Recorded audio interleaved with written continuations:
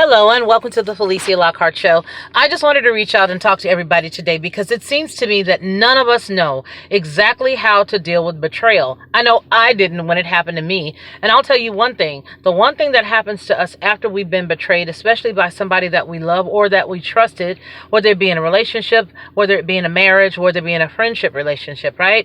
The hardest thing on the planet is to, first of all, get it through your head that the person did what they did because that's just who they are. You know what I mean?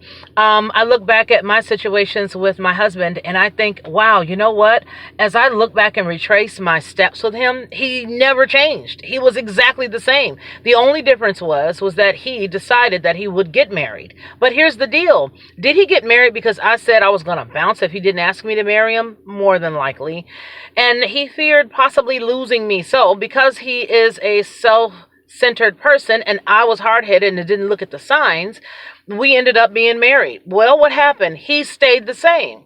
He stayed exactly the same. Dingbat me. He cheated on his ex-wife, not with me because I didn't know him then. But he cheated on his ex-wife and I just thought, well, since he was so open in admitting it, maybe he just made a mistake. That was years and years before we decided to get married. But my point is that when betrayal gives birth, the baby, the afterbirth is off the chain. You don't know how to deal with it. You don't know how you should respond, especially if you don't have a separation. There should be definitely a separation after somebody betrays you enough to sleep with somebody. Listen, my husband was with the first woman for 7 years. Okay, we were married for about 8 months when I discovered that in my 11-year relationship, he actually had a 7-year relationship, right? I thought that not marrying off the rip or off the top was the best thing to do, when in essence, it didn't do anything but prolong the hell that I went through after I learned about this woman. For 7 years, he was with this lady. So the second one was a 2-year relationship that I didn't know anything about. So even though I saw the signs of what he could do, I chose to take that on. So is it his fault or is it my fault for deciding to stay? I submit that it's my fault because nobody has control over you but you. Only you can make the decision to stay with someone or to go. Let me warn you that if you decide to stay, the danger is unbelievable. It's unparalleled. You know why? Because if that person stays and you stay with them, then you still have to heal through that. Now, this cat is there all while you're healing, all while you're imagining him with somebody else, all while you're imagining the time frame, all while you're asking about the details, all while you're wondering if they still know him or if they're still dealing with each other, all while you go to the store and you're wondering, is that her? Is that her? Is that him? Is that him?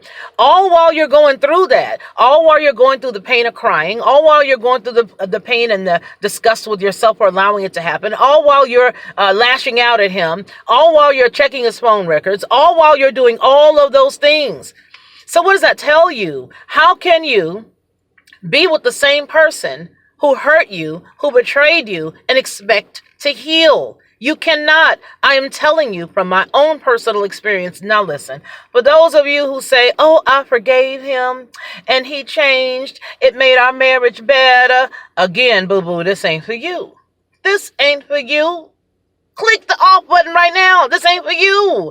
This is for that sister who is going through what I just described. The myriad of emotions, the up and the down, the almost bipolarism of mind when you decided to stay with someone who has crushed you, who has embarrassed you, especially in a 7-year relationship, especially in a 2-year relationship with another woman. Those are long things. That's not just cheating. These are actual parallel universes that are exactly alike.